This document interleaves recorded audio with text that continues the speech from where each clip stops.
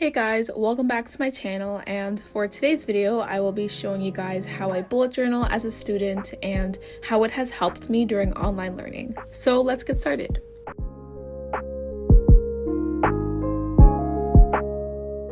So first off, I will be talking about the supplies that I use.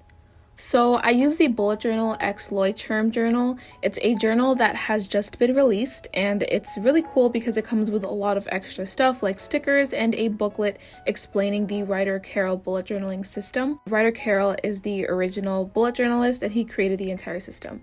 This is actually my first ever high quality bullet journal from one of the really big companies. So compared to the lower priced journals I have used in the past 3 to 4 years, they're definitely a bit overpriced, so be on the lookout for that, and just know that sometimes the money they charge is also just purely because of the brand's popularity. These notebooks were my old bullet journals. They came in a pack of 3 from Bear & Fig, and they're grid dotted. Although they're smaller and have less pages, they did just fine, especially since I was more into minimalistic, condensed bullet journaling back then. So these are a nice alternative to the more expensive companies like Leuchtturm and Moleskine, because I know those can be very, very pricey. So always be on the lookout for alternatives. I'd also like to quickly talk about how you can unleash your creativity with today's sponsor, Skillshare. So Skillshare is an online learning community where there are many classes you can take to develop new skills and passions. If you guys want to explore your creativity to help out with your own bullet journaling, I recommend the class that I'm taking right now, which would be Andy J. Pizza's class on finding your style through the 5 exercises he offers. One memorable tip that he gave that I would love to deliver to you guys is to never be afraid of putting yourself out there artistically. His message to do all the work on the page even when you're not ready resonates with me because I've also learned how to find my bullet journaling and art style after going through failure many times. On Skillshare there are no ads, and they are always launching new premium classes so you can stay on your toes with the new skills that you develop, and it is also super affordable, being less than $10 a month with an annual subscription. The first 1,000 people to click the link in the description box below will get a free trial of Skillshare Premium membership so you guys can try it out for yourself. With the new year of 2021 rolling out, it's a great time to spend finding your style and growing as an individual, and Skillshare would be the perfect place to do that. So now on to the stationery, which is my favorite part. I can't really describe every single item I use, but the most used items would be my large graded craft paper tape, my alphabet stamps, and my washi tapes. I really love how they keep consistency throughout all my spreads, and if I'm feeling an art block, I can always start out with these supplies as a foundation and build my layout from there.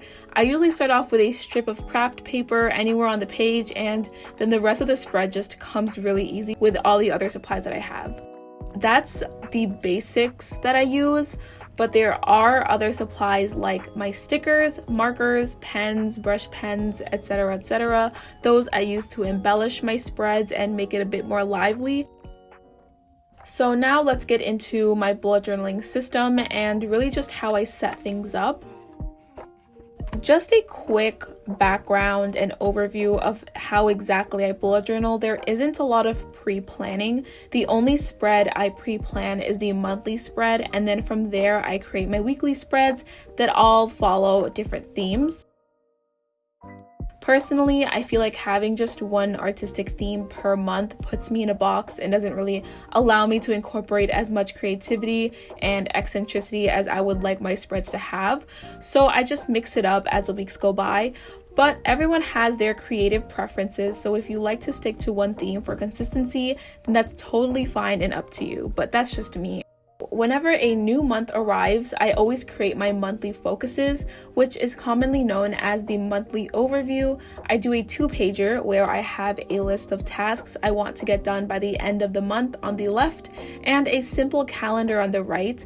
I chose to call it my focuses because of how general my to-do list usually is on this page. Usually my monthly focuses consist of really big tasks that require days or even weeks to complete, so creating this list is a great reminder of the important stuff I need to get done by the end of the month. Plus, it allows me to prioritize my tasks and gives me a very good timeline of my progress so far into the year, so it's a spread that I always check back on. Well, on the right, I have this really skinny calendar. When I designed my first monthly layout, I was really hesitant on whether or not it would actually work out for me.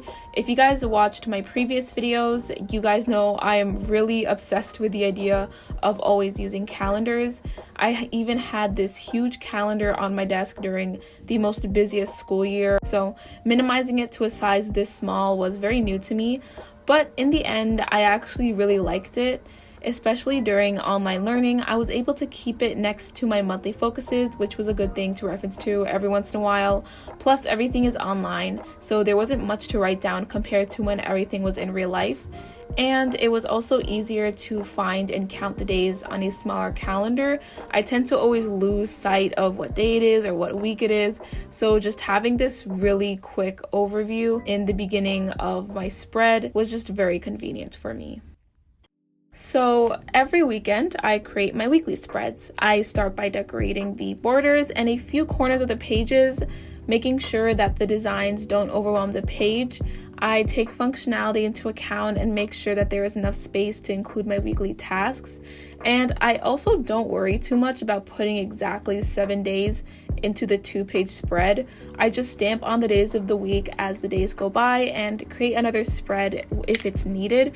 For instance, if it's a Thursday and if I already reach the end of the 2-pager, I'll just start out another spread with Friday, even though that doesn't really mark the beginning of a new week, just to keep things a little flowy throughout my bullet journal, because I hate to squish everything in and make myself feel like I need to put a full, complete week into 2 pages. My spreads are definitely the most flexible element in my bullet journal because I like to incorporate miscellaneous objectives. For example, I would cut out a Dutch door when I want to do something extra like college application planning or interview planning during that week. Sometimes in the middle of the week, I'll dedicate a section of the page to planning out my resume or planning out a graphic design idea I want to make. Sometimes I would dedicate a whole 2 pages in the middle of the week just to plan for an upcoming event. So my bullet journal is a really flexible and safe space for me, and my main goal is to keep that up.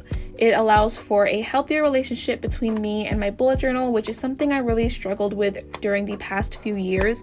So being able to keep up this really healthy planning system is a really big key to making sure that everything is organized. So my bullet journal layout really just reflects not only the kind of person I am, but the kind of lifestyle and student life I experience. Since I was a senior, I was experiencing a lot of different things at the same time, and I just really had to create those extra spaces to dedicate towards college applications and a lot of planning for the future since I'm coming to the end of a stage in my life. So it all just depends on what best fits you at what time. Overall, I encourage you guys to be completely creative and carefree with your bullet journal. It does take a lot of experimenting to figure out what exactly is really right for you, and I hope that this video helped you take a step in the right direction. Let me know if you guys have any video suggestions or questions in the comments below, and I hope to see you guys in the next video. Bye guys!